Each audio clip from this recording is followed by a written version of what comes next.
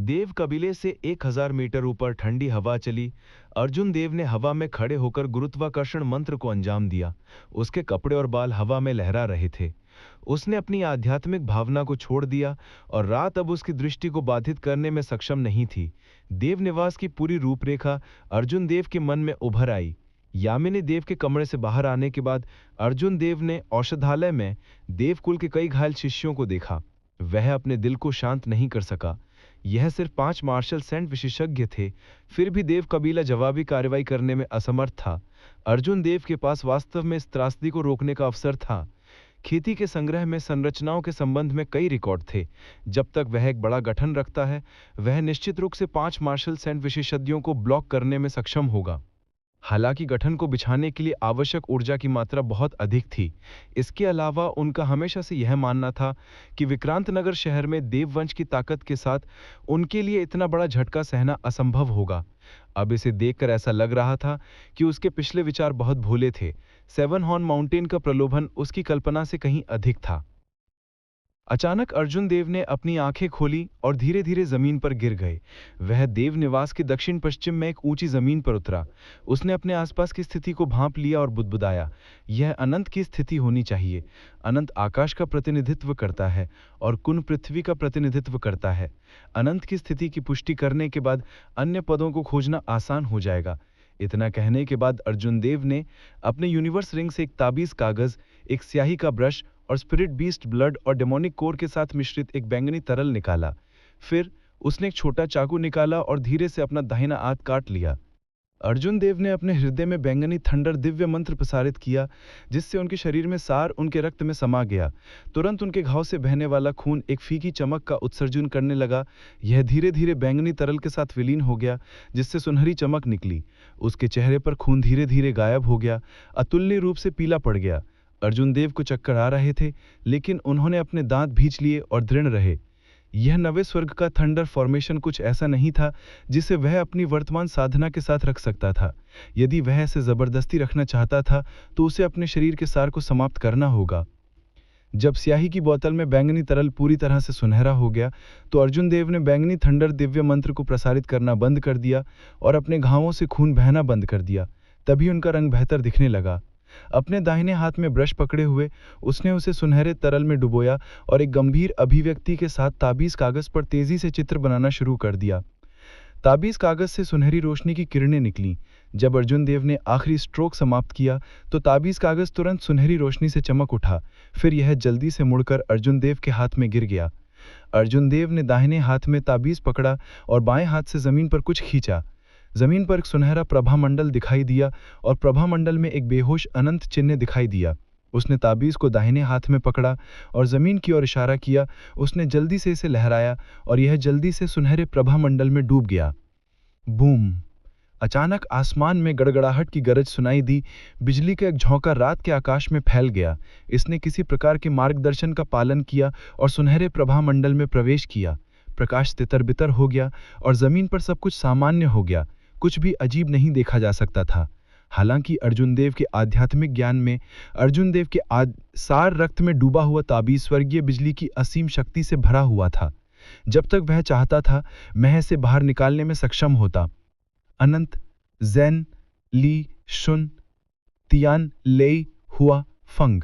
इसके बाद मुझे ज़ेन की स्थिति का पता लगाना होगा। ज़ेन बिजली से मेल खाता है। मुझे सबसे घनी बिजली वाली जगह ढूंढनी होगी। मुझे यह भी देखना होगा कि क्या यह 8 त्रिघाम की स्थिति से मेल खाता है। अर्जुन देव ने मन ही मन सोचा। इससे पहले उन्हें पहले ही 8 ट्रिग्राम के लिए उपयुक्त स्थान मिल गया था। अब उसे बस इतना करना था कि सबसे घनी बिजली की विशेषता वाली जगह ढूंढनी थी। 2 घंटे बाद अनंत का तियान, जन का ले, ली का शुन, कन का कुन, दुई का डाई, कान का वाटर और ज़ेन का शान था। अर्जुन देव के सार रक्त में डूबा हुआ ताबीज लगाया। अर्जुन देव ने अपनी आंखें थोड़ी बंद कर लीं। उनके आध्यात्मिक अर्थ में देव निवास के परिवेश में एक राजसी संरचना दिखाई दी। आसमान में बिजली की हल्की टिमटिमाहट थी। पूरे 9वें स्वर्ग की थंडर फॉर्मेशन आखिरकार पूरी हो गई। अर्जुन देव ने अपने हाथों को एक साथ जोड़ लिया और स्वर्ग और पृथ्वी की विशाल और बढ़ती ऊर्जा को महसूस किया। जब तक उसने हाथ की मोहर लगाई, भले ही एक शानदार सेना प्रवेश करे, उसे विश्वास था कि वह सभी को नष्ट करने में सक्षम होगा। जब उसने अपनी आंखें खोलीं, तो उसके मन में थकान की एक मजबूत भावना उमड़ पड़ी। अर्जुन देव को चक्कर आ गए और उसके पैर कांपने लगे। थोड़ी देर बाद वह अब पकड़ नहीं सका और पुटोंग धोनी के साथ जमीन पर बेहोश हो गया। विक्रांतनगर शहर तेवतिया कबीला एक गुप्त कमरे के अंदर सेन कबीले के मुखिया और तेवतिया कबीले के प्रमुख, साथ ही 5 मार्शल संत विशेषज्ञ जो अभी अभी देव कबीले से लौटे थे। मुखिया, 10 साल के वादे की प्रतीक्षा मत करो। मेरी चोटें ठीक होने के बाद हम तुरंत देव कबीले को नष्ट कर देंगे। वह अर्जुन देव बहुत घृणित है। मार्शल संत, जो अर्जुन देव द्वारा बेरहमी से अपमानित किया गया था, ने गुस्से में कहा। नीले कपड़े पहने आदमी ने कहा, हिमेश, तुम नजर क्यों नहीं डालते? देव कबीले का मुखिया पहले ही एकांत से बाहर आ चुका है। वह एक मार्शल किंग है। क्या तुम्हें लगता है कि तुम्हारे पास अभी भी एक मौका है? तुम एक प्रतिष्ठित मार्शल संत हो, फिर भी एक अवरग्रेड मार्शल मास्टर से भी नहीं निपट सकते। मुझे वास्तव में तुम्हारे लिए शर्म आ रही है। हिमेश चंद्र का चेहरा काला पड़ गया, जैसे कि उसने गुस्से से कहा, कासिम, इससे तुम्हारा क्या मतलब है? यदि तुम किसी मार्शल किंग विशेषज्ञ से मिलते तो शायद तुम अब तक मर चुके होते। मेरा क्या मतलब है? मैं तुम्हारे बारे में बात कर रहा हूं। यह उल्लेख करने की आवश्यकता नहीं है कि तुम किसी द्वारा घायल हो गए थे, फिर भी तुम बेतरतीब से आदेश दे रहे हो। ठीक है, बहस करना बंद करो। चंद्रकुल के मुखिया युगराज चंद्रा ने अचानक कहा। उनकी आवाज में कोई भावना नहीं थी और बहुत तेज नहीं थी। हालांकि झगड़ने वाले दोनों लोगों ने कुछ और कहने की हिम्मत नहीं की। योगराज चंद्रा ने कासिम की ओर घूरते हुए कहा, हिमेश, भविष्य में बकवास मत करो। हालांकि महावीर देव तुम्हारी असफलता का कारण है, फिर भी जिम्मेदारी तुम्हारी है। हिमेश ने अपने होंठ भींच लिए। वह अपने दिल में संतुष्ट नहीं था, लेकिन उसने खंडन नहीं किया। मैं समझता हूं, इस बार मैंने स्थिति को ठीक से नहीं समझा। योगराज चंद्रा ने अपनी निगाह कासिम की ओर घुमाते हुए कहा, कासिम, सेवन हॉर्न माउंटेन के मामले में तुम्हारा सबसे ज्यादा योगदान था, इसमें कोई संदेह नहीं है। हालांकि इस ऑपरेशन में अपने पिछले व्यक्तिगत विष न लाओ। एक संप्रदाय की स्थापना, यह मेरे चंद्र कबीले की कई सौ वर्षों की नींव का एक बहुत बड़ा जुआ है। मैं नहीं चाहता कि कुछ भी गलत हो। अगर हम अंत में असफल रहते हैं, तो तुम जानते हो कि मैं क्या करूंगा। मैं जानता हूं, मैं बस खुद को नियंत्रित नहीं कर सका। मैं भविष्य में ध्यान दूंगा। योगराज चंद्रा ने जब दोनों का रवैया देखा तो उनके हाव भाव गर्म हो गए। उन्होंने कहा, अधिकांश कबीले एक निश्चित चरण में विकसित हो गए हैं। यदि वे आगे बढ़ना चाहते हैं तो केवल दो रास्ते हैं, एक संप्रदाय की स्थापना करना या एक महान कबीले की स्थापना करना। योगराज चंद्रा ने आह भरी और आगे कहा, मेरे चंद्रवंश में दिव्य रक्त नहीं है। जो एकमात्र रास्ता हम अपना सकते हैं वह है एक संप्रदाय की स्थापना करना। अगर यह इस तथ्य के लिए नहीं होता कि राजपुर काउंटी में सेवन हॉर्न माउंटेन एकमात्र स्थान है, तो मैं देव कबीले पर कोई कदम नहीं उठाना चाहता। योगराज चंद्रा के शब्द दिव्य रक्त के लिए ईर्ष्या से भरे हुए थे। यदि कोई दिव्य रक्त वंश होता तो उसे देव कबीले पर कदम उठाने के लिए चंद्र कबीले की कई सौ वर्षों की नींव का जुआ नहीं खेलना पड़ता। यहाँ कोई भी इसमें शामिल खतरे को नहीं समझ सकता था। हालांकि चंद्र कबीला अब उतना शक्तिशाली नहीं था जितना पहले था, लेकिन यह ऐसा कुछ नहीं था जिसे कोई चुनौती दे सके। तेजस्वी तेवतिया काफी देर से सुन रहे थे। इस समय उन्हें एक अवसर मिला और उन्होंने चिंतित होकर कहा, वरिष्ठ चंद्र, क्या वह महावीर देव एकांत से बाहर आ गए हैं? क्या उसकी साधना वास्तव में मार्शल किंग के दायरे तक पहुंच गई है? सेन कबीले के प्रमुख, जो पक्ष में थे, भी इस समस्या के बारे में बहुत चिंतित थे। ये दोनों कुल लंबे समय से देवकुल के साथ लड़ रहे थे। महावीर देव के बारे में उनकी समझ दूसरों की तुलना में बहुत स्पष्ट थी। जब उन्होंने सुना कि महावीर देव मार्शल किंग के दायरे में पहुंच गए हैं, तो उनके दिलों में कुछ डर महसूस हुआ। जब योगराज चंद्रा ने यह सुना तो वह मंद मंद मुस्कुराए। भाई तिवतिया, ज्यादा चिंता करने की जरूरत नहीं है। महावीर देव वास्तव में एकांत से बाहर आ गए हैं। हालांकि उनकी साधना केवल मार्शल संत के चरम पर है, या केवल इसलिए है क्योंकि वह एक हवा के लिए जिम्मेदार मार्शल स्पिरिट की खेती करता है कि वह उड़ने में सक्षम है। अगले 3 दिनों में मेरे चंद्र कबीले के अंतिम मार्शल संत एल्डर एक फुल प्रूफ योजना के रूप में 50 मार्शल ग्रैंड मास्टर्स लाएंगे। हालांकि मुझे अभी भी उम्मीद है कि हमें इस बल का उपयोग नहीं करना पड़ेगा। आपके 2 कबीले 10 साल के वादे में देव कबीले को हरा सकते हैं। इस तरह हम बहुत सारी परेशानियों से बच सकते हैं। जब सीन और तेवतिया कबीले के प्रमुखों ने यह सुना तो उन्होंने अपने दिलों में राहत की सांस ली। तेजस्वी तेवतिया ने कुछ सोचा और कहा, मैंने अभी सुना है कि देववंश के अर्जुन देव को चोट नहीं आई है। यदि ऐसा है तो प्रतियोगिता के नियमों के अनुसार हमारे 2 कुलों को ज्यादा फायदा नहीं है। 10 साल के वादे के नियमों के अनुसार देवसेन और तेवतिया कबीले प्रत्येक 3 युवा शिष्यों को भेजते थे। मार्शल प्रतियोगिता के दिन कुलों में से एक देव कबीले को चुनौती देगा। लड़ाई का फैसला दूसरे दिन किया जाएगा। अंतिम विजेता को 7 हॉर्न माउंटेन मिलेगा। तेजस्वी तेवतिया ने कहा, अर्जुन देव की ताकत के साथ हम उन्हें आमने सामने की लड़ाई में नहीं हरा पाएंगे। अगर हम उन्हें एक दिन आराम करने दें तो परिणाम की भविष्यवाणी करना मुश्किल होगा। सेन कबीले के प्रमुख जो बगल में थे, उन्होंने भी सहमति में अपना सिर हिलाया। जब हिमेश चंद्रा ने यह सुना तो वह मदद नहीं कर सके और असहज महसूस करने लगे। ऐसी स्थिति की जिम्मेदारी मूल रूप से उन पर थी। योगराज चंद्रा के भाव नहीं बदले। उन्होंने उदासीनता से कहा, यह कोई समस्या नहीं है। समय आने पर मैं कुछ सोचूंगा। अगर हम हार भी जाते हैं तब भी एक अंतिम चाल है। मैं बस यही उम्मीद करता हूं कि ऐसा नहीं होगा। अगले दिन देव कबीले के महा हॉल में सुबह की ओस छटने से पहले देव कबीले के कुछ बुजुर्ग बड़े हॉल में इकट्ठा हो गए थे। देव कबीले के प्रमुख महावीर देव बड़े हॉल के बीच में बैठे थे। उन्होंने अपने बगल में मौजूद रोहन देव से कहा, पहले बुजुर्ग, आप वर्तमान स्थिति के बारे में क्या सोचते हैं? रोहन देव ने सिर हिलाते हुए कहा, वर्तमान स्थिति पहले से ही बहुत स्पष्ट है। चंद्र कबीला हमारे खिलाफ कदम उठाने के लिए सेन और तेवतिया कबीले के साथ मिलकर काम कर रहा है। अगर बाहरी मदद नहीं है तो कोई समाधान नहीं है। बगल में कुछ लोगों ने भी यही सोचा। यदि वे बाहरी मदद पर भरोसा नहीं करते तो देव कबीला न केवल 7 हॉर्न माउंटेन को खो देता, बल्कि उनके लिए जीवित रहना भी बहुत मुश्किल था। रोहन देव ने आगे कहा, दरअसल मिस फैंग इस समय विक्रांत नगर शहर में है। कुछ दिन पहले वह देव निवास में आई थी और कबीले के मुखिया के बारे में पूछा था। जब महावीर देव ने 3 शब्द सुहानी सुने तो उनके चेहरे के भाव तुरंत अतुलनीय रूप से भयानक हो गए। उन्होंने गहराई से कहा, वह यहाँ क्या कर रही है? क्या उसकी चाची ने उसे हम पर हंसने के लिए यहाँ भेजा है? रोहन देव ने तुरंत उस दिन क्या हुआ था बताया। महावीर देव ने यह सुनकर कहा, मैं उनकी पसंद में हस्तक्षेप नहीं करूंगा। हालांकि मेरे लिए फैंग कबीले से मदद मांगना असंभव है। अर्जुन देव को बुलाने के लिए किसी को भेजो। जब तक अर्जुन देव उठे तब तक सूर्य उनके सिर के ऊपर से ऊंचा था। दोपहर हो चुकी थी। मैंने अपने आप को अभी भी बहुत जोर से धक्का दिया है। पूरी तरह से ठीक होने से पहले मुझे शायद 3 दिन आराम करने की आवश्यकता होगी। रक्त का तत्व खपत बहुत अधिक है। अर्जुन देव ने उठकर कहा और अपनी कनपटियों को रगड़ते हुए देव निवास के मुख्य द्वार की ओर चल दिया। जब मुख्य द्वार पर दोनों पहरेदारों ने अर्जुन देव को प्रकट होते देखा तो वे तुरंत दौड़े और खुशी से कहा, दूसरे युवा मास्टर, आप आखिरकार वापस आ गए हैं। कबीले का मुखिया पूरी सुबह से आपकी तलाश कर रहा है। जल्दी से मुख्य हॉल की ओर चलें। अर्जुन देव चौंक गए। पूरी सुबह के लिए उनकी तलाश करने के लिए कुछ जरूरी होना चाहिए। उन्हें धन्यवाद देने के बाद वो जल्दी से मुख्य हॉल की ओर चला गया। इस समय मुख्य हॉल में लोग पहले ही तेतर बितर हो चुके थे। केवल रोहन देव और महावीर देव को छोड़ दिया गया था। अर्जुन देव दौड़कर आए और तुरंत कहा, क्षमा करें, मुझे देर हो गई। महावीर देव ने अपनी आंखों में कुछ संदेह के साथ अर्जुन देव की ओर देखा। आप इतने पीले क्यों लग रहे हैं? तुमने कल रात क्या किया? मैंने सुना है कि आप यामिनी के कमरे में थे और बहुत देर से बाहर आए। रोहन देव, जो उसके बगल में था, ने आश्चर्य से उसकी ओर देखा, स्पष्ट रूप से जवाब चाहता था। अर्जुन देव का वर्तमान रूप किसी ऐसे व्यक्ति से बहुत मिलता जुलता था जिसने कुछ किया था। इसके अलावा अर्जुन देव की पिछली प्रतिष्ठा के साथ दूसरों के लिए उन्हें अर्जुन देव के साथ ना जोड़ना मुश्किल था। अर्जुन देव अपने दिल में शर्म से शर्मा गए और जल्दी से समझाया, पहले बुजुर्ग, कृपया गलत मत समझना।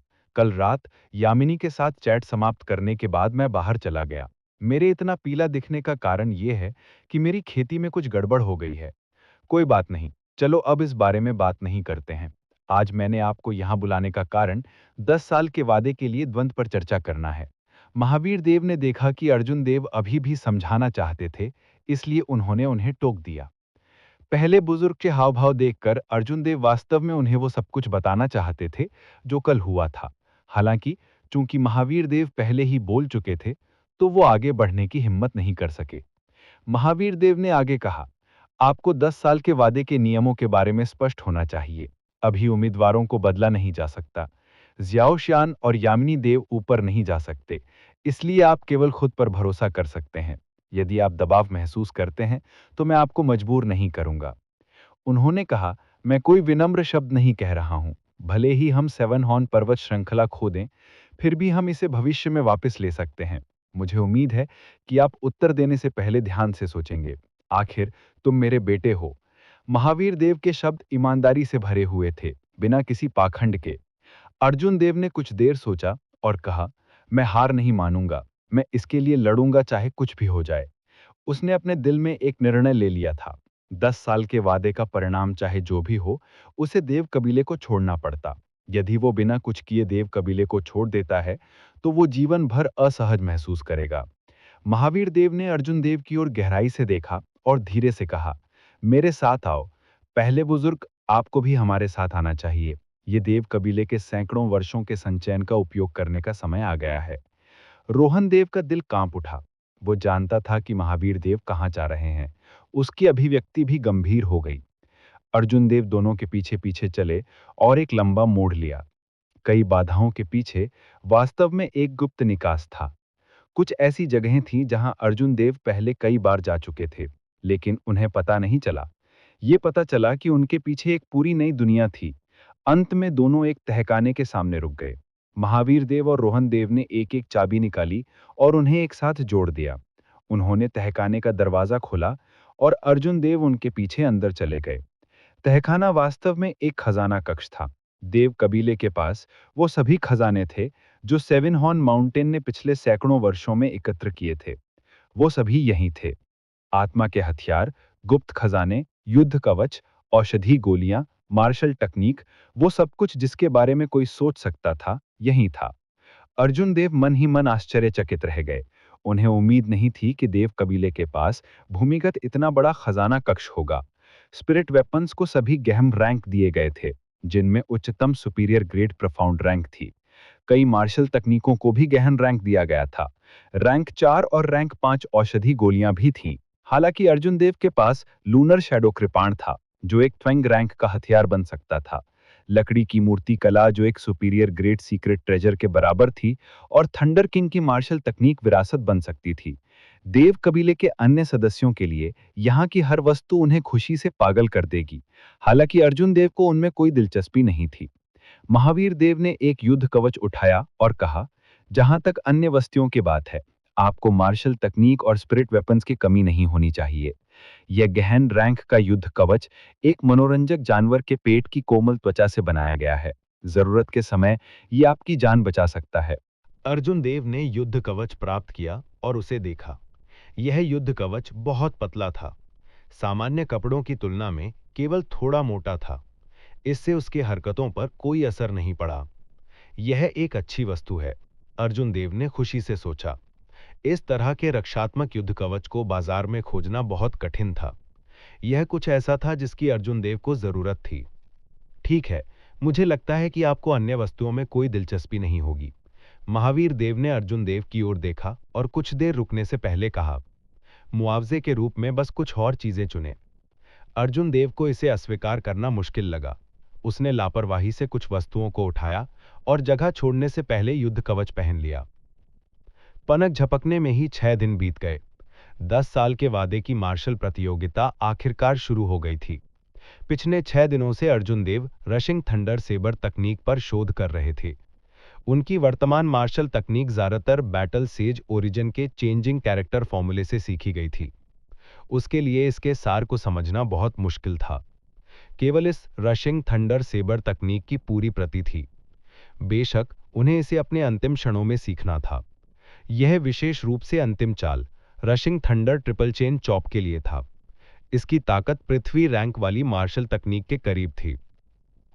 आसमान अभी चमकीला हुआ था कि अर्जुन देव हड़बड़ी में उठे। देव कबीले पहले ही प्रवेश द्वार पर एकत्र हो चुके थे। जब महावीर देव ने अर्जुन देव को आते देखा, तो वे तुरंत समूह को कल्टीवेटर प्लाजा में ले गए।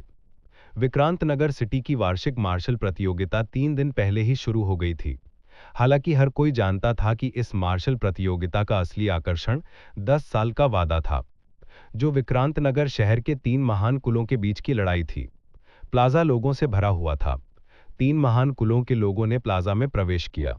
प्लाजा के मंच पर 3 महान कुलों के लिए विशेष रूप से बनाए गए पवेलियंस थे। वे पूरे कल्टीवेटर प्लाजा को नजरअंदाज कर सकते थे। देव कबीले के लोग यहाँ हैं। क्या उन्होंने ये नहीं कहा था कि उनके 2 प्रतिभागी घायल हो गए हैं और भाग नहीं ले सकते? वे अभी भी आने की हिम्मत क्यों करते हैं? उनके चेहरे कितने काले हैं। ऐसा लगता है कि उनमें से 2 के घायल होने की खबर सच है। हालांकि उन्हें अपनी किस्मत आजमाने के लिए आना चाहिए। तुम क्या जानते हो? अगर अर्जुन देव घायल नहीं हुए तो देव वंश को अभी भी उम्मीद है। अर्जुन देव चाहे कितने भी मजबूत क्यों ना हो, वो ज्यादा देर तक नहीं टिक पाएंगे। मुझे लगता है कि देव कबीला निश्चित रूप से हार जाएगा। भीड़ में विभिन्न चर्चाएं देव कबीले के लोगों के कानों में प्रवेश कर गईं।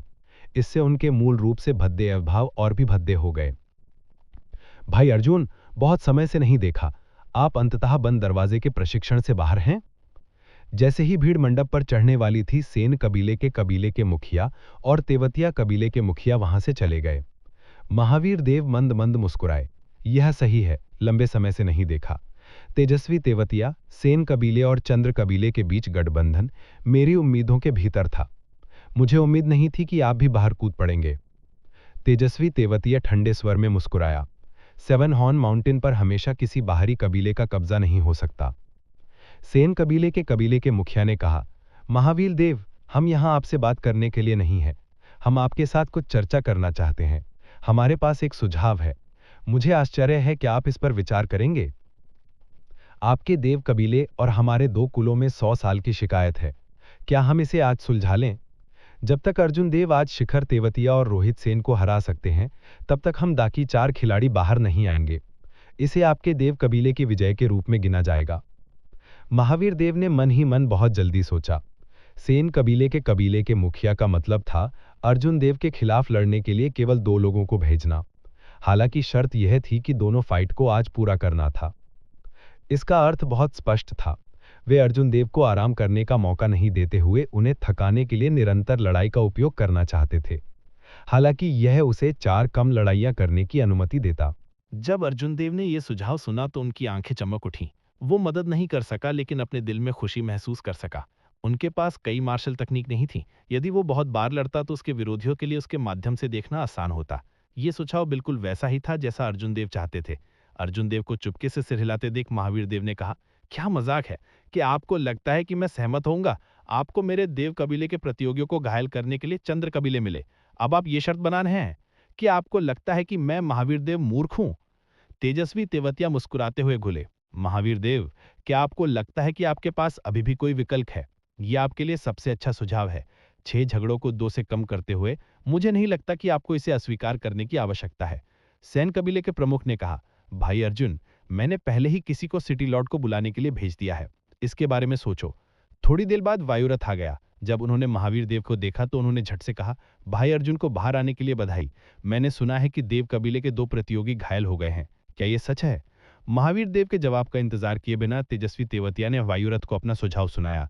वायुरथ ने यह सुनने के बाद वो बुदबुदाया, प्रतियोगिता के नियम कहते हैं कि प्रतियोगियों को बदला नहीं जा सकता है। महावीर देव, अगर आपके पास वास्तव में 2 प्रतियोगी हैं जो भाग नहीं ले सकते हैं, तो आप इस सुझाव को स्वीकार क्यों नहीं करते? अंत में वायुरथ के सुझाव के तहत महावीर देव ने अनिच्छा से सुझाव को स्वीकार कर लिया। बगल में मौजूद अर्जुन देव को ठंडे पसीने से तरबतर कर दिया गया। इस महावीर देव का अभिनय बहुत यथार्थवादी था। उसने उसे लगभग धोखा दे दिया। कल्टीवेटर प्लाजा में वायुरथ सबसे ऊंचे और सबसे बड़े क्षेत्र में खड़ा था। उन्होंने नीचे की भीड़ से कहा, आज मार्शल प्रतियोगिता का आखिरी दिन है। मेरा विश्वास है कि हर कोई 10 साल के वादे के लिए यहाँ है। अब मैं घोषणा करूंगा, क्योंकि देव कबीले के 2 प्रतियोगी घायल हैं और मार्शल प्रतियोगिता में भाग नहीं ले सकते हैं, इसलिए तीनों कुलों ने नियमों को बदलने का फैसला किया है। जब तक देववंश के अर्जुन देव, रोहित सेन और शिखर तेवतिया को लगातार हरा सकते हैं, तब तक देववंश इस मार्शल प्रतियोगिता को जीतेगा। दूसरी ओर अगर देव कबीला एक मैच हार जाता है तो वो 7 हॉर्न माउंटेन के अधिकार खो देंगे। देव कबीले के 2 प्रतियोगी वास्तव में मार्शल प्रतियोगिता में भाग नहीं ले सकते हैं। मुझे उम्मीद नहीं थी कि यह खबर सच होगी। नीचे किसी ने आश्चर्य से कहा, हाँ, ये नियम देव कबीले के लिए फायदेमंद लगता है। वास्तव में वे अर्जुन देव को हराने के लिए इस रणनीति का उपयोग करने की कोशिश कर रहे हैं। ऐसा लगता है कि सैन और तेवतिया कबीले ने हाथ मिला लिया है। ये सही है। मैंने सुना है कि देव कबीले पर कुछ समय पहले एक अज्ञात विशेषज्ञ ने हमला किया था। मुझे संदेह है कि ये इन 2 कुलों द्वारा किया गया था।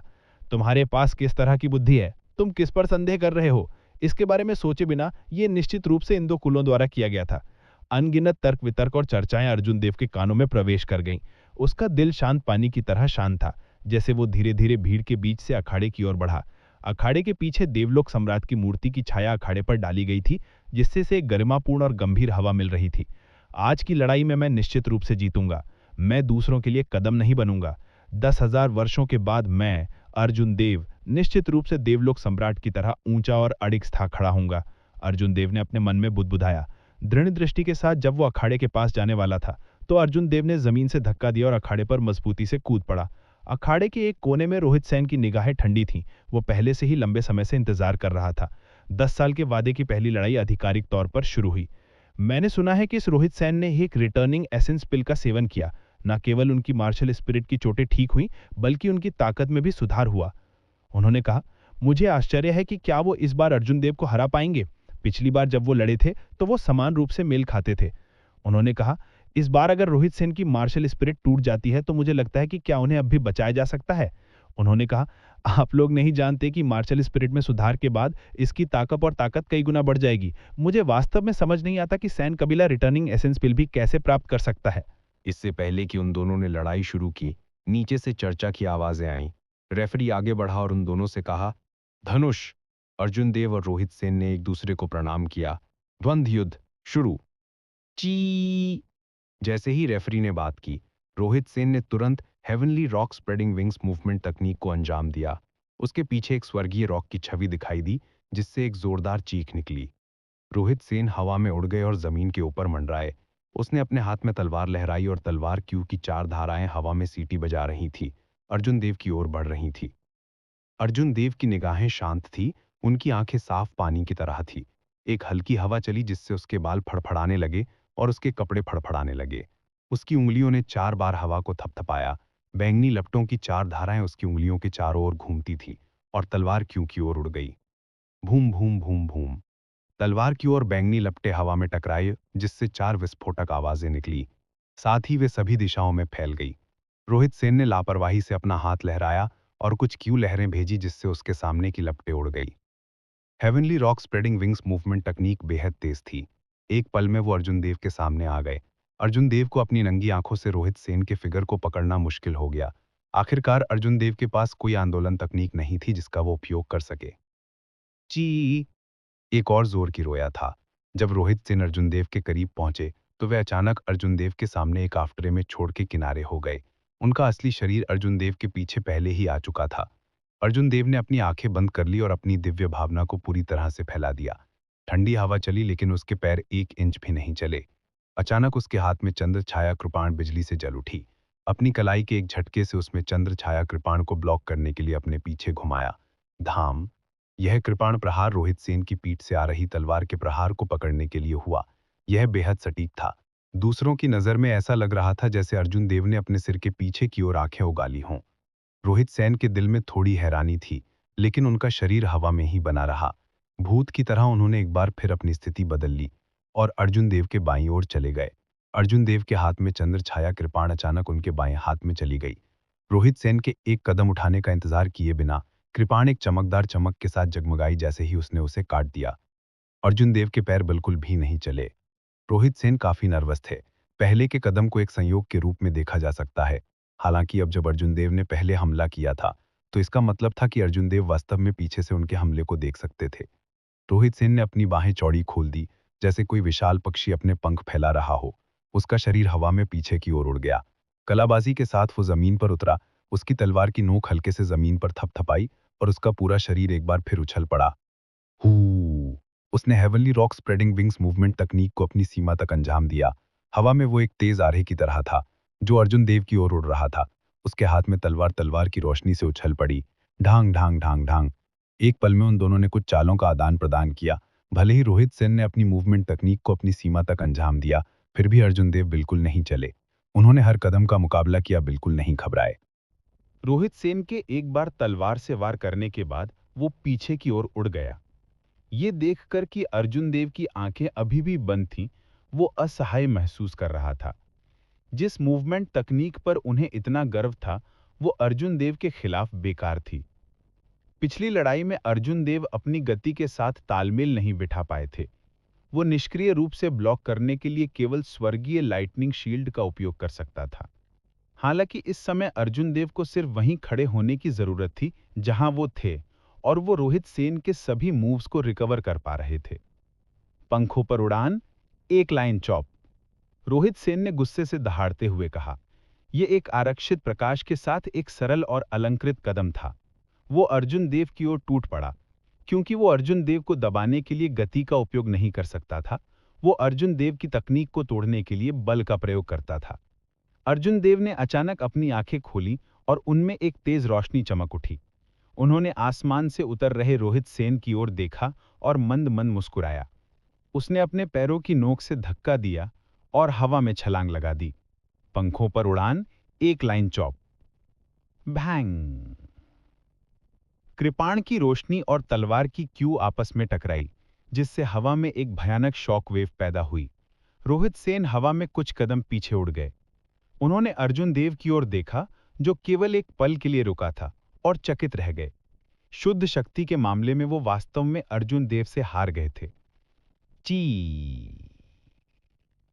उनके पीछे स्वर्गीय रॉक ने एक बार फिर जोर से रोया। रोहित सेन का फिगर हवा में रुक गया, जिससे उनका उतरना रुक गया। उन्होंने अर्जुन देव की ओर देखा, जो हवा में था, और मुस्कुराया। एक फीकी मजाकिया मुस्कान प्रकट की।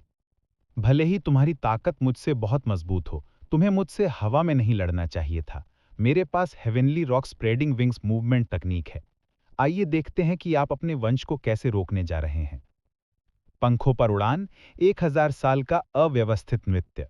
रोहित सेन ने चिल्लाया और अवरोही अर्जुन देव के खिलाफ मार्शल तकनीक का इस्तेमाल किया, जिस पर उन्हें गर्व था। वो अर्जुन देव को हवा में हराना चाहते थे, उन्हें उतरने का मौका नहीं देना चाहते थे। अर्जुन देव मन ही मन मुस्कुराया। उसके शरीर में ब्लू ड्रैगन मार्शल स्पिरिट से ऊर्जा का उछाल आया। उसने अपनी कृपाण लहराई और उसे इधर उधर घुमाया। उसके शरीर ने ब्लू ड्रैगन मार्शल स्पिरिट की ऊर्जा का इस्तेमाल किया और अचानक उठ खड़ा हुआ। रोहित सेन की मार्शल तकनीक ने तुरंत अपना लक्ष्य खो दिया। जब उन्होंने ऊपर देखा तो उन्होंने पाया कि अर्जुन देव पहले ही उनके सिर के ऊपर थे। उनका दिल तुरंत कठोर हो गया।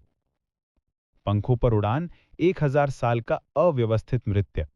1000 साल का वही अव्यवस्थित नृत्य रोहित सेन के 1000 साल के अव्यवस्थित नृत्य के साथ टकराया। हालांकि अर्जुन देव को इलाके का फायदा मिला, ऊपर से होने वाले आक्रमण से रोहित सेन को नुकसान होगा। मुझे उम्मीद नहीं थी कि अर्जुन देव को एक तकनीक पता होगी जो उन्हें अपनी क्यू को हवा में उठाने की अनुमति देती है। उन्होंने कहा, वास्तव में मुझे लगता है कि यह एक ओपनिंग है जिसे अर्जुन देव ने जानबूझकर उजागर किया है, अन्यथा वो अचानक उससे हवा में क्यों लड़ता। यह बहुत संभव है। जैसा कि नीचे के लोगों ने चर्चा की, पवेलियन में 3 महान कुलों के लोगों ने लड़ाई को उत्सुकता से देखा। देव कबीले के पवेलियन में यामिनी देव ने हवा में 2 लोगों को उत्सुकता से देखा। उसकी खूबसूरत आंखें चिंता से भर गईं। हालांकि उन दोनों द्वारा 1000 साल के अव्यवस्थित नृत्य को अंजाम देने के बाद उनके आंकड़े बेहद तेज हो गए। यामिनी देव के साधना क्षेत्र के साथ वह उन्हें स्पष्ट रूप से नहीं देख सकती थी। पिताजी, स्थिति कैसी है? यामिनी देव ने पहले बुजुर्ग जियाओ अनंत जी से पूछा। रोहन देव मंद मंद मुस्कुराते हुए बोले, यह ठीक है। वर्तमान में अर्जुन देव का पलटा भारी है।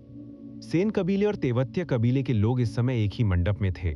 सेन कबीले के प्रमुख के पास एक भद्दा भाव था जब उन्होंने कहा, यह सोचने के लिए कि वह इतनी सरल योजना के लिए गिर गया। रोहित सेन जल्दी सफलता के लिए बहुत उत्सुक हैं। तेजस्वी तेवतिया ने उन्हें सांत्वना देते हुए कहा, उन्होंने केवल अस्थायी रूप से ऊपरी हाथ खो दिया। अभी विजेता का फैसला करने का समय नहीं है। इसके अलावा इसने अर्जुन देव के एक फायदों में से एक को भी उजागर किया। शिखर तेवतिया, जो बगल में थे, ने अपना आइस फायर बो पकड़ा और हवा में 2 लोगों को घूरने लगा। वह ठंडे स्वर में मुस्कुराया। इस तरह के लाभ के साथ वह केवल मेरे आइस फायर बो के सामने एक जीवित लक्ष्य होगा। बैंग! एक पल में हवा में 2 लोगों ने 1200 से अधिक चालों का आदान प्रदान किया। जब उनका काम पूरा हो गया तो अर्जुन देव ने रोहित सेन के शरीर पर जोर से लात मारी।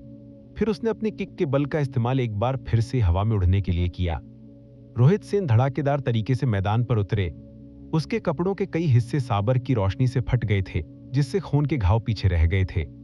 उसने अर्जुन देव की ओर देखा, जो हवा में ऊपर और ऊपर उठ रहा था। उसकी आंखें आश्चर्य से भर गईं।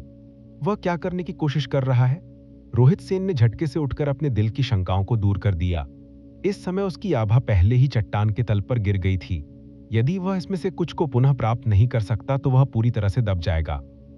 स्वर्गीय रॉक अपने पंखों को फैला रहा है, सितारों का पीछा कर रहा है और चंद्रमा से आगे निकल रहा है। उसके पीछे स्वर्गीय रॉक की छवि ने अचानक एक अतुलनीय रूप से तेज रोना निकाला।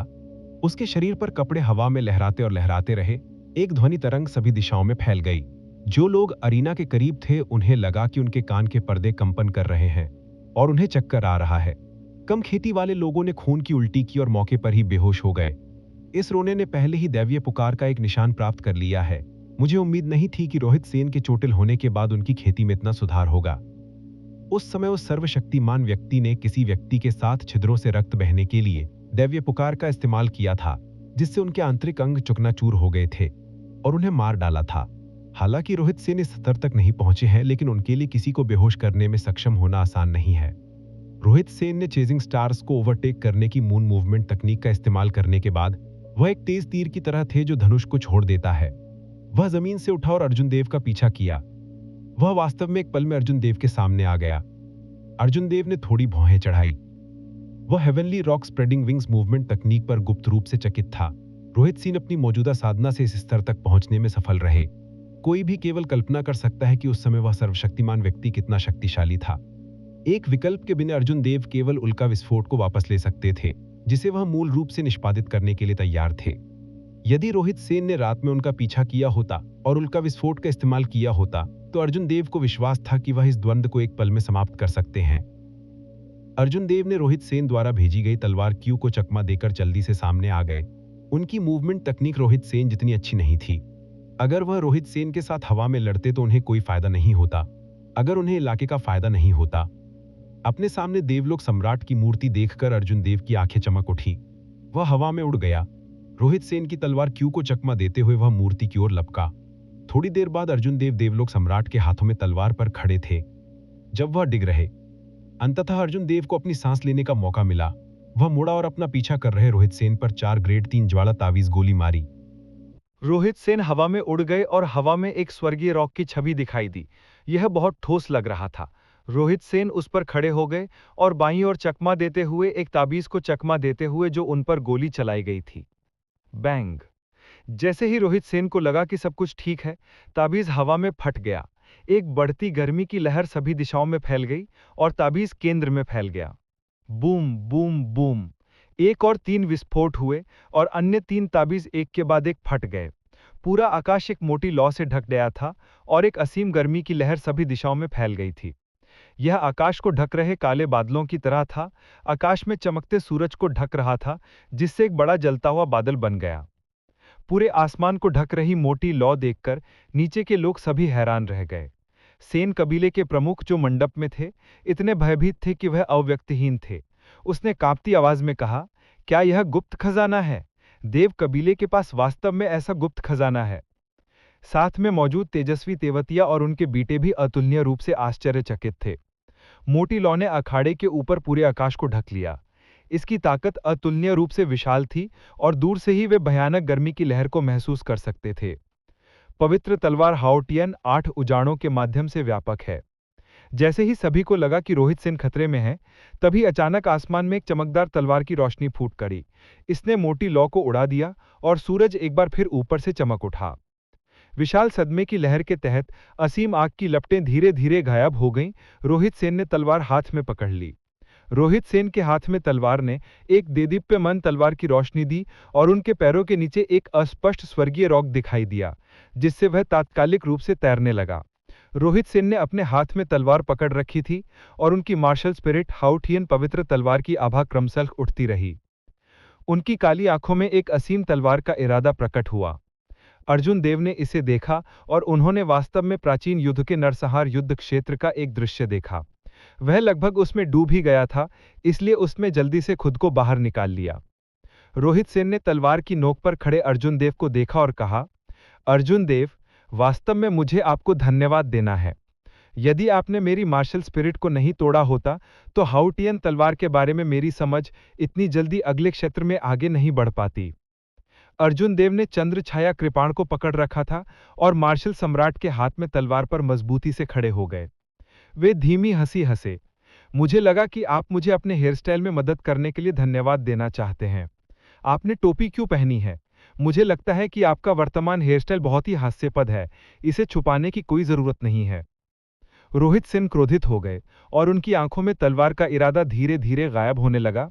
जैसे ही तलवार का इरादा पूरी तरह से गायब होने वाला था, उसे लगा कि कुछ गड़बड़ है। उसने जल्दी से अपनी आंखें बंद कर लीं।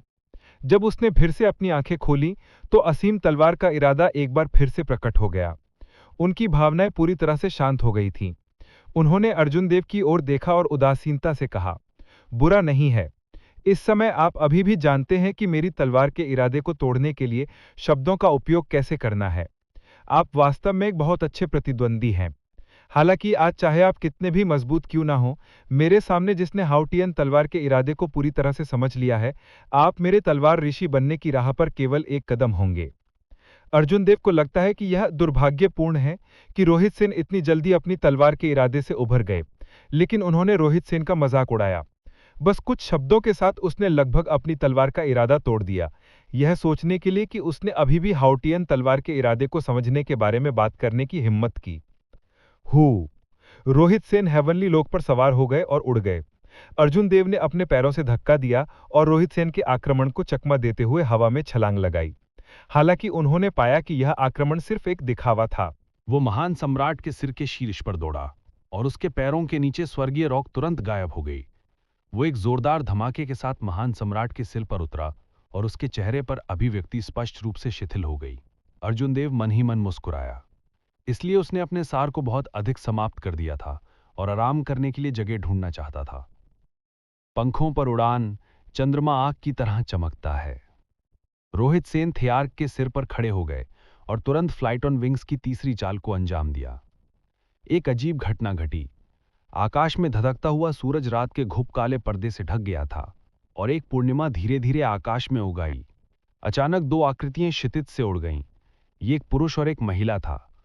वे अपने हाथों में लंबी तलवारें पकड़े हुए थे, मानो वे स्वर्ग के पार से अमर हों। वे तड़के से अनायास ही तैरते थे और पूर्णिमा के नीचे अपनी तलवारों के साथ नृत्य करते थे। अर्जुन देव चौंक गए। ये दो लोग कैसे बन गए? उन्हें याद था कि पिछली बार जब रोहित सेन ने मून ब्राइट लाइक फायर को अंजाम दिया था तो केवल एक सिलुएट था। अब वास्तव में दो लोग थे। हाउटियन तलवार का इरादा वास्तव में शक्तिशाली है। रोहित सेन ने फ्लाइट ऑन विंग्स के असली सार को इतनी जल्दी समझ लिया। वास्तव में किंवदंती है कि फ्लाइट ऑन विंग्स बनाने वाले सोट सेज ने इस तलवार तकनीक को इसलिए बनाया क्योंकि वो अपनी मृत पत्नी को याद करता था। मुझे आश्चर्य है कि इस बार आग की तरह चमकने वाले चंद्रमा की ताकत किस स्तर तक पहुंचेगी। पिछली बार की ताकत पहले से ही काफी भयावह थी। ये फ्लाइट ऑन विंग्स की केवल तीसरी चाल है। अब जबकि उसने इसके स्तर तक समझ लिया है तो उसे अर्थ रैंक मार्शल तकनीक की ताकत को बाहर लाने में सक्षम होना चाहिए। देखते हैं कि अर्जुन देव इस बार कैसे झेलते हैं। यदि वो अर्थ रैंक मार्शल तकनीक की पूरी ताकत को बाहर ला सकता है तो वो आसानी से एक मार्शल ग्रैंड मास्टर को मार सकने में सक्षम होगा। दर्शक के स्टैंड में कई जानकार लोगों ने इस पर चर्चा की। जब झाओ और तेवतिया कबीले के प्रमुखों ने देखा कि Rohit Sen flight on wings को इस हद तक लाने में सक्षम है तो उनके भाव धीरे धीरे शिथिल हो गए। देव कबीले के दर्शक स्टैंड पर भीड़ के भाव अतुलनीय रूप से गंभीर थे। यामिनी देव ने चिंतित होकर पूछा, क्या हो रहा है? उस आदमी की मार्शल तकनीक में इतनी अजीब घटना क्यों है? क्या कजिन अर्जुन देव ठीक रहेंगे? महावीर देव की नजर आकाश में ऊंची लटकी पूर्णिमा के साथ साथ उड़ती हुई आकृति पर टिकी हुई थी। थोड़ी देर बाद उसने आह भरी और कहा, एक रहस्यमय घटना का प्रकट होना किसी के साधना क्षेत्र से कोई लेना देना नहीं रखता है। यह पूरी तरह से तलवार के मार्ग के बारे में किसी की समझ पर निर्भर करता है। मुझे नहीं लगता कि राजपुर काउंटी की युवा पीढ़ी में कोई भी तलवार के रास्ते के बारे में सैन कबीले के बव्वा की समझ को पार कर सकता है। अर्जुन देव अपनी तलवार की नोक पर खड़े हो गए और आकाश में पूर्णिमा की ओर अपनी आध्यात्मिक भावना का विस्तार किया। हालांकि वो पूर्णिमा वास्तव में वहां लग रही थी। अर्जुन देव ने अपनी आध्यात्मिक भावना का विस्तार करने की पूरी कोशिश की, लेकिन उनके और पूर्णिमा के बीच हमेशा एक दूरी थी। पूर्णिमा के नीचे की दो आकृतियां अचानक हवा में रुक गईं। आकाश तुरंत खामोश हो गया। अर्जुन देव को लगा जैसे वो दो मजबूत तलवार इंद्रियों से बंधे हुए थे। उसे खतरे की अतुलनीय संवेदना महसूस हुई। मार डालो! रोहित सेन ने अपनी तलवार पकड़ी और अर्जुन देव की ओर तान दी। एक असीम मार डाला का इरादा बाहर आ गया। बूम! रोहित सेन के मार डाला के इरादे को महसूस करते हुए पूर्णिमा के नीचे के दोनों लोगों ने अपनी तलवारें आकाश की ओर तान दी। उन्होंने दो देदीप्यमान तलवार की रोशनी भेजी। उसके बाद तलवार की रोशनी एक साथ मिल गई और अर्जुन देव पर कट गई। आकाश तक पहुंचने वाली तलवार की रोशनी को देखकर मंच के नीचे की भीड़ तेजी से तितर-बितर हो गई। अगर इस तलवार की रोशनी इस तरह कट जाती तो कौन जानता था कि कितने लोग घायल हो जाते या मारे जाते। अर्जुन देव के हाथ में एक लकड़ी की मूर्ति दिखाई दी और उन्होंने उसे आकाश में फेंक दिया। लकड़ी की मूर्ति तुरंत एक सुनहरा भाला पकड़ी हुई लड़की में बदल गई। असीम नीला सागर। यो यिंग के पीछे एक असीम महासागर दिखाई दिया। एक नीला ड्रैगन समुद्र से बाहर कूद गया। उसके हाथ में सुनहरा भाला कांप उठा और एज़्योर ड्रैगन गुस्से से दहाड़ने लगा क्योंकि वो आकाश में तलवार की रोशनी की ओर उड़ रहा था। बूम! एक तेज आवाज आई और तलवार की रोशनी तुरंत एज़्योर ड्रैगन द्वारा बिखेर दी गई। एज़्योर ड्रैगन गुस्से से दहाड़ता रहा और आगे बढ़ता रहा। असीम रात के आकाश में दुर्घटनाग्रस्त हो गया। ची! तुरंत रात के आकाश में एक छेद दिखाई दिया। छेद से सूरज की किरण चमक रही थी। छेद बड़ा और बड़ा होता गया। एक पल के बाद सूरज की रोशनी एक बार फिर जमीन पर चमक उठी। पूर्णिमा और मानव आकृतियां सभी गायब हो गई थीं। अर्जुन देव ने लापरवाही से अपना हाथ लहराया और लकड़ी की मूर्ति उनके हाथ में लौट आई। उन्हें लगा कि यह अफसोस की बात है। वो केवल एक बार फिर इसका उपयोग कर सकता था। रात का आकाश गायब हो गया और सम्राट के ऊपर बैठे रोहित सेन ने मुंह से खून की उल्टी कर दी। उनकी अभिव्यक्ति अतुलनीय रूप से कमजोर थी। उन्होंने अपनी तलवार रखी और सम्राट के सिर के ऊपर आधे घुटनों के बल बैठ गए। सब खत्म हो गया है। रोहित सेन की रहस्यमयी घटना को सीधे तौर पर तोड़ दिया गया है। वो प्रतिक्रिया से पीड़ित है और स्थिति को उलटने के लिए शक्तिहीन है। नीचे किसी ने कहा। अर्जुन देव ने धीरे से अपने पैरों से धक्का दी और सम्राट के सिर के ऊपर उतर गए। उन्होंने रोहित सेन के साथ और बात बर्बाद नहीं की। उन्होंने अपना पैर उठाया और उसे जोर से जमीन की ओर लात मारी। सम्राट की मूर्ति कुछ 100 मीटर ऊंची थी। अगर वो इस तरह गिर जाता, भले ही वो मर ना जाए, तो भी वो गंभीर रूप से घायल हो जाता। सैन कबीले के मुखिया घबराए और रोहित सेन को पकड़ने के लिए जल्दी से पवेलियन से छलांग लगा दी। हालांकि अर्जुन देव उन्हें इतनी आसानी से जाने नहीं देना चाहते थे। वो आकाश से नीचे छलांग लगाए और रोहित सेन की छाती पर फिर से जोर से लात मारी। रोहित सेन दर्द से कराहे और हवा में एक और कौर खून की उल्टी कर दी। विशाल बल रोहित सेन को ले गया और सैन कबीले के मुखिया से टकरा गए। वे दोनों इसी तरह गिर पड़े। जब वे उतरे तो सैन कबीले के मुखिया ने कलाबाजी की और जमीन पर मजबूती से खड़े हो गए। हालांकि रोहित सेन जोर से जमीन पर गिरे और तेज आवाज के साथ बेहोश हो गए। सैन कबीले के मुखिया ने बेहोश रोहित सेन को राख मुंह के साथ देखा। अर्जुन देव की लात बहुत निर्दयी थी। ये सीधे डांतियन पर उतरी थी और एक बार फिर रोहित सेन की मार्शल स्पिरिट को अपंग कर दिया था। सैन कबीले के मुखिया ने कांपते हुए अर्जुन देव की ओर इशारा किया। उन्होंने गुस्से में कहा, अर्जुन देव, आप वास्तव में बहुत निर्दयी हैं। आप। अंत में वो इतना गुस्से में था कि वो बोल नहीं सका। अर्जुन देव ने ठंडे स्वर में मुस्कुराया। मैं निर्दयी हूं? क्या मैं तुम्हारी तरह निर्दयी हूं? तुमने चंद्र कबीले के साथ गांठ बांट की और मेरे देव कबीले के 100 से अधिक लोगों को मार डाला। तुम चाहते हो कि मैं रोहित सेन को छोड़ दूं ताकि वो भविष्य में मेरे परिवार और दोस्तों को नुकसान पहुंचा सके। किनारे में रेफरी की ओर अपनी निगाहें फेरते हुए अर्जुन देव ने कहा, अब आप इस मैच के विजेता का फैसला कर सकते हैं, है ना? रेफरी एक पल के लिए स्तब्ध रह गया और एक समझ में आने से पहले उसने अपना मुंह खोला और कहा, देव कबीले ने ये मैच जीता है। आइए तेवतिया कबीले के प्रतिभागी को मैदान में आमंत्रित करें। उन्होंने कहा कि अर्जुन देव ने रोहित सेन को इतनी आसानी से हरा दिया। ये वास्तव में अकल्पनीय है। इसमें अकल्पनीय होने की क्या बात है? उन्होंने अंत में कृपया करके एक गुप्त खजाने का उपयोग किया जो रोहित सेन को हराया है। उनके गुप्त खजाने ने रोहित सेन को हराया है, ना कि उसने रोहित सेन को। एक हार है। इसके लिए बहाने खोजने के लिए क्या है? क्या ऐसा हो सकता है कि गुप्त खजाने किसी की ताकत का हिस्सा नहीं है? साम्राज्य के 10 राष्ट्रीय संरक्षकों में से एक ऐसा व्यक्ति है जो रैंकिंग में आने के लिए गुप्त खजाने की ताकत पर भरोसा करता है। किसी ने भी कोई आपत्ति जताने की हिम्मत नहीं की। नीचे के कई लोगों को लगा कि अर्जुन देव के लिए रोहित सेन को इतनी आसानी से हराना अकल्पनीय था। किसी ने उम्मीद नहीं की थी कि अर्जुन देव के पास वास्तव में इतना शक्तिशाली गुप्त खजाना होगा। अखाड़े में अर्जुन देव को देखकर तेजस्वी तेवतिया ने गहरी भौहें सिकोड़ लीं। उन्होंने शिखर तेवतिया से कहा, उन्होंने शायद अपने सार का आधा भी समाप्त नहीं किया था। अगर आपको लगता है कि स्थिति सही नहीं है तो तुरंत हार स्वीकार करें। जहां जीवन है वहां आशा है। रोहित सेन की तरह मत बनो। एसेंस रिस्टोरिंग पिल प्राप्त करना इतना आसान नहीं है। शिखर तेवतिया ने सिर हिलाया। उसने आइस फायर बो को अपने हाथ में पकड़ लिया और मंडप से नीचे कूद गया। उसके बाद वह अखाड़े में मजबूती से उतरे। जब वह उतरा तो कोई आवाज नहीं थी। स्पष्ट रूप से उनके पास एक अत्यंत गहन आंदोलन तकनीक थी। उन्होंने कहा, मैंने इस शिखर तेवतिया के बारे में पहले कभी नहीं सुना था। मुझे आश्चर्य है कि वह कितना मजबूत है। उन्होंने कहा, मुझे लगता है कि वह 5 मिनट भी नहीं टिकेंगे। ऐसा लग रहा है कि देव कबीला फिर से जीतने जा रहा है। यह सही है, यहां तक कि रोहित सेन जैसा ताकतवर खिलाड़ी भी जीत नहीं सका। अगर वे इस अज्ञात व्यक्ति पर भरोसा करते हैं तो शायद उनके पास कोई मौका नहीं है। इन सभी वर्षों में तेवतिया कबीले ने हमेशा लो प्रोफाइल रखा था। शिखर तेवतिया की ताकत के बारे में कुछ ही अफवाहें थी। किसी ने उसकी असली ताकत नहीं देखी थी। नीचे की चर्चाओं को सुनकर उन दोनों के हावभाव बिल्कुल भी नहीं बदले। हालांकि अर्जुन देव ने अपनी सतर्कता को कम नहीं होने दिया। इसके बजाय इसमें काफी वृद्धि हुई। उदास जंगल में शिखर तेवतिया ने केवल 3 तीर चलाए थे। इसके अलावा उसने अपनी ताकत छिपा रखी थी। फिर भी अर्जुन देव को उन्हें रोकना मुश्किल लगा था। इस समय अर्जुन देव को एहसास हो सकता था कि शिखर तेवतिया पहले ही पूरी तरह से मार्शल मास्टर के दायरे में कदम रख चुके थे। उनकी ताकत निश्चित रूप से गुणात्मक रूप से बढ़ गई थी।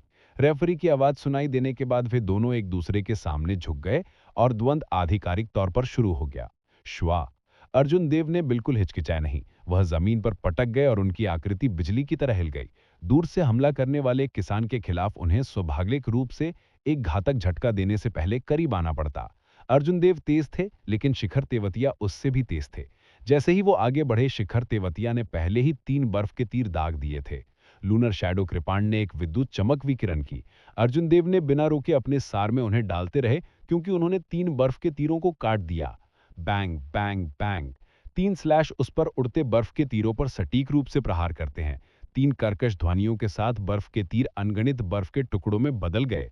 अर्जुन देव के कदम बिल्कुल भी धीमे नहीं हुए, क्योंकि वह शिखर तेवतिया की ओर भागते रहे।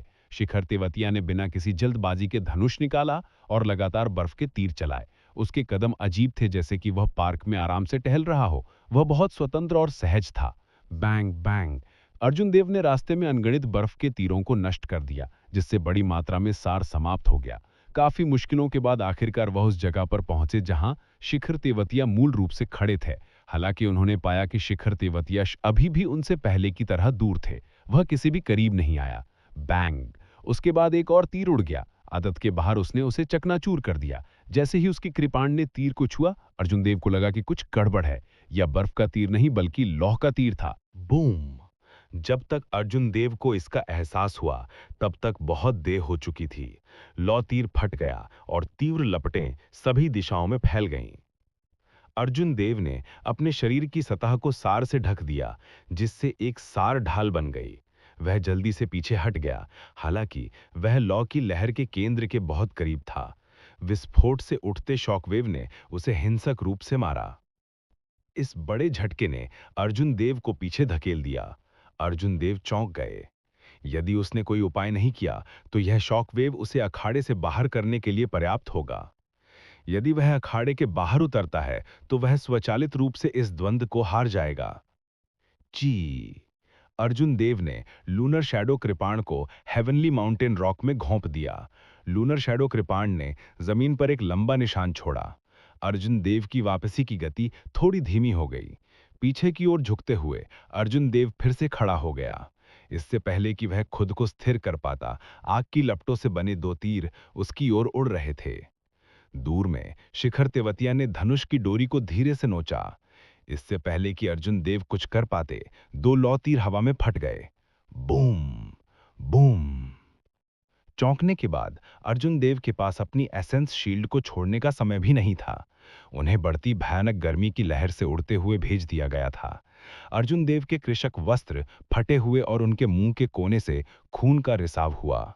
उनका शरीर अखाड़े के बाहर जमीन की ओर गिरने लगा।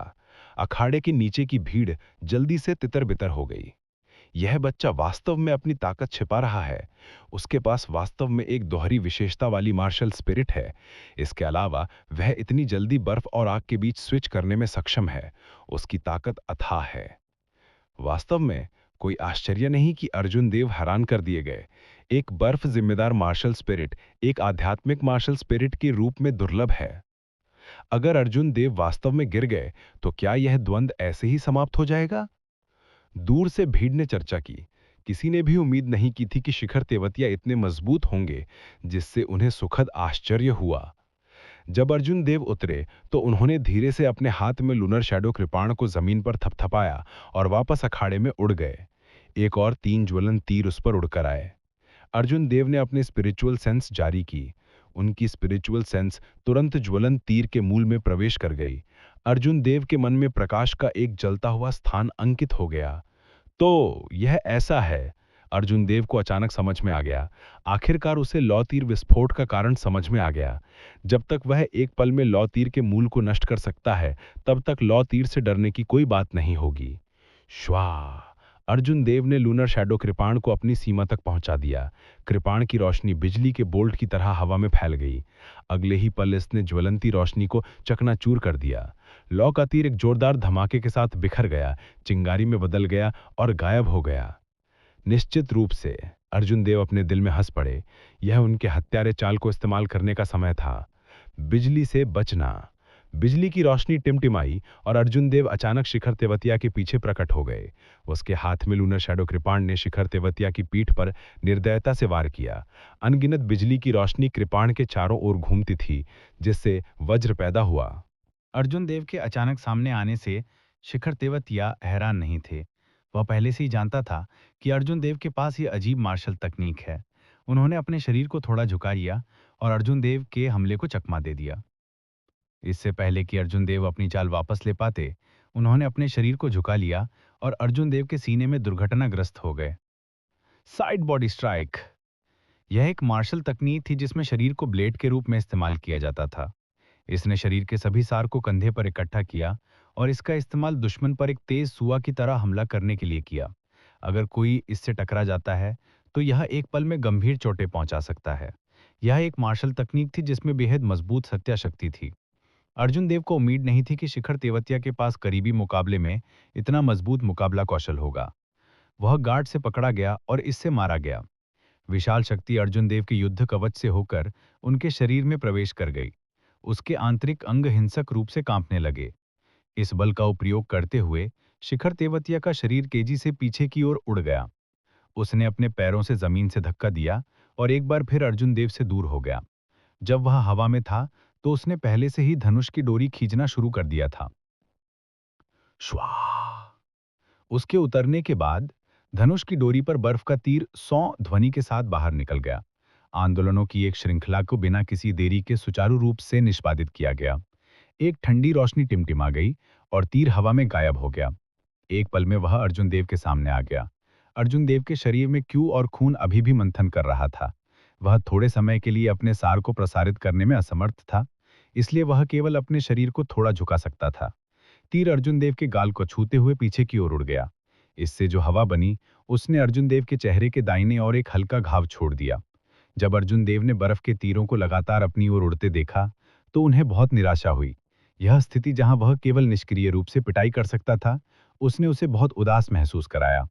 एक और तीर को चकमा देने के बाद अर्जुन देव ने अपने बाएं हाथ से एक हाथ की मुद्रा बनाई। आसमान से शिखर तेवतिया की ओर बिजली की चमक गिरी। शिखर तेवतिया ने जल्दी से जो कर रहा था उसे रोक दिया और पीछे की ओर चकमा दे दिया। हालांकि जैसे ही उसने खुद को स्थिर किया, बिजली के 1 और 5 बोल्ट नीचे उतरे। अतीत में जब अर्जुन देव एक मार्शल शिष्य था, तो वह केवल 3 बोल्ट बिजली भेज सकता था। अब जब वह एक मार्शल मास्टर था, तो वह 6 बोल्ट बिजली भेज सकता था। बिजली के 6 बोल्ट ने अर्जुन देव को कुछ बफर टाइम हासिल करने में मदद की। अर्जुन देव ने जल्दी से प्रतिवाद के बारे में सोचा। उन्हें लगा कि लड़ाई को जल्दी खत्म करने के लिए उन्हें शिखर तेवतिया के करीब जाना होगा। मुझे करीब आने का कोई तरीका सोचना होगा। अर्जुन देव के बाएं हाथ में एक लकड़ी की मूर्ति दिखाई दी। उसने अपने दिल में आह भरी, मैं तुम्हें केवल बलिदान कर सकता हूं। शुआ! अर्जुन देव ने लकड़ी की मूर्ति शिखर तेवतिया पर फेंक दी। लकड़ी की मूर्ति से एक फीकी रोशनी फैल गई और एक सर्वोच्च ड्रैगन की शक्ति तुरंत पूरे क्षेत्र में फैल गई। शिखर तेवतिया का दिल कठोर हो गया। अचानक एक टिमटिमाती आध्यात्मिक प्रकाश वाला तीर उसके हाथ में दिखाई दिया। उसने जल्दी से इसे धनुष की डोरी पर नॉक किया और इसे लकड़ी की मूर्ति पर गोली मार दी। तीर पहाड़ों से निकलने वाले क्रूर बाघ की तरह था। इसने हवा में एक खींची गई गुनगुनाहट दी। हवा में सार लगातार तीर में डाला जाता है, जिससे प्रकाश अतुलनीय रूप से दिदीप्यमान हो जाता है। बूम! इससे पहले कि अर्जुन देव की लकड़ी की मूर्ति को फहराया जा सकता, तीर शान से चमक उठा और लकड़ी की मूर्ति को अनगिनत टुकड़ों में तोड़ दिया।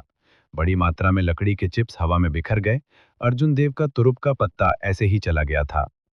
वह स्वर्गीय शिल्प मनोर का सार प्रकाश तीर है। हजारों सोने के मूल्य का है। हर साल उनमें से केवल 100 होते हैं। मुझे उम्मीद नहीं थी कि तेवतिया कबीला एक प्राप्त करने में सक्षम होगा। उन्होंने कहा, ये अफसोस की बात है कि अर्जुन देव का सीक्रेट ट्रेजर ऐसे ही चला गया। वो सीक्रेट ट्रेजर रोहित सेन की रहस्यमयी घटना को तोड़ने में कामयाब रहा। ये बहुत उच्च पद का होना चाहिए। ये दिलचस्प है। मुझे आश्चर्य है कि अर्जुन देव ने अभी तक और किन तुरप के कार्ड का उपयोग नहीं किया है, अन्यथा उसे हताशा में गोली मारकर मार दिया जा सकता है। वास्तव में वो लंबी दूरी की हमलों वाला एक कृषक है।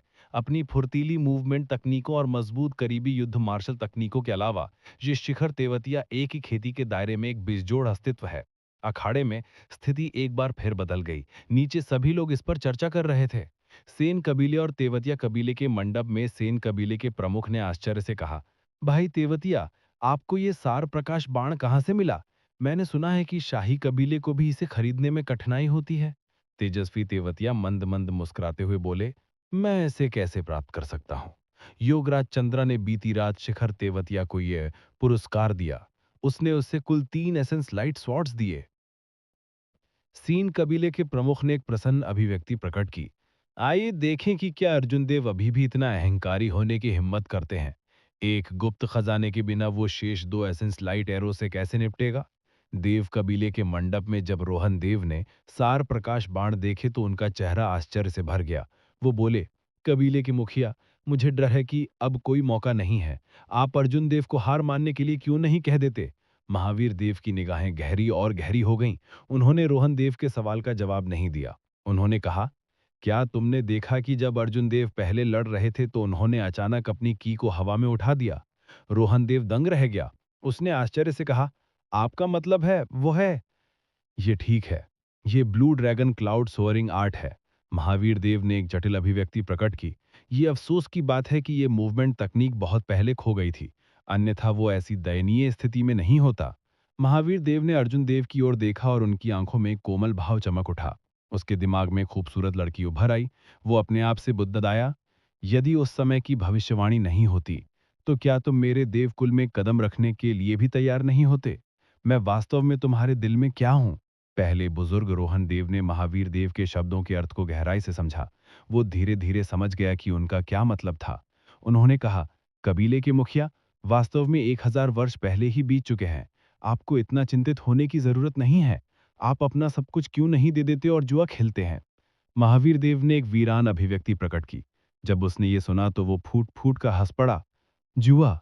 तुम क्या चाहते हो? मैं जुआ खेलूं? देव कबीले के हजारों सदस्यों के जीवन के साथ जुआ खेलूं? मैं जुआ खेलने का जोखिम नहीं उठा सकता और मैं हिम्मत भी नहीं करता। रोहन देव कुछ असंतुष्ट था। वो अभी भी कुछ कहना चाहता था। कबीले के मुखिया, 1000 वर्ष बीत चुके हैं। ये एक अवसर हो सकता है। महावीर देव ने हाथ लहराया और रोहन देव की बातों को बाधित कर दिया। उन्होंने उदासीनता से कहा, मैं थोड़ी देर के लिए चला जाऊंगा। अगर अर्जुन देव की जान को फिर से खतरा है तो इस द्वंद्व को तुरंत रोक दें। अपनी बात समाप्त करने के बाद वो मंडप से ऊंची छलांग लगाया और जियो हवेली की दिशा में उड़ गया। उसकी गति अतुलनीय रूप से तेज थी और उसके बगल में ध्वनि बूम की एक श्रृंखला गूंज उठी। थोड़ी देर बाद वो एक काले बिंदु में बदल गया और धीरे धीरे सबकी आंखों से गायब हो गया।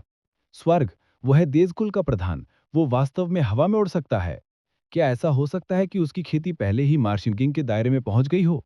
ओ भगवान, इस तरह के संधान क्षेत्र के साथ राजपुर काउंटी में शायद ही कोई हो जो उसे हरा सके। सेन और तेवतिया कुलों के कुल के प्रमुख ने दूर जाते हुए महावीर देव को देखा। उनके चेहरे भ्रम से भरे हुए थे। तेजस्वी तेवतिया ने संदेह से कहा, द्वंद्व अभी समाप्त नहीं हुआ है। आप इतनी जल्दी क्यों जा रहे हैं? क्या ऐसा हो सकता है कि आप योगराज चंद्रा की व्यवस्थाओं के बारे में पहले से ही जानते हो? सेन कबीले के कुल प्रमुख मंद मंद मुस्कुराते हुए बोले, मुझे ऐसा नहीं लगता। उन्होंने पहले ही अनुमान लगा लिया होगा कि अर्जुन देव इस द्वंद्व को निश्चित रूप से हार जाएंगे, इसलिए वो पहले ही व्यवस्था करने चले गए। तेजस्वी तेवतिया अभी भी अपने दिल में उलझन में था। मुझे ऐसी ही उम्मीद है। अगर वो इस द्वंद्व को जीत सकता है तो ये अच्छे के लिए होगा। मैं अंतिम कदम नहीं उठाना चाहता। हर कहानी एक अंत तक पहुंचती है, लेकिन कुछ कहानियां दिल में बस जाती हैं। अगर दिव्य तपस्या अर्जुन देव की कहानी का ये भाग आपके दिल को छू गया हो तो वीडियो को लाइक करें और हमारे channel Mukul the story teller को सब्सक्राइब करें ताकि अगला भाग सबसे पहले आप तक पहुंचे। और हाँ, कमेंट में ज़रूर बताइएगा कि आपको इस कहानी का ये हिस्सा कैसा लगा। आपका एक शब्द हमारे लिए नई कहानी की प्रेरणा बन जाता है।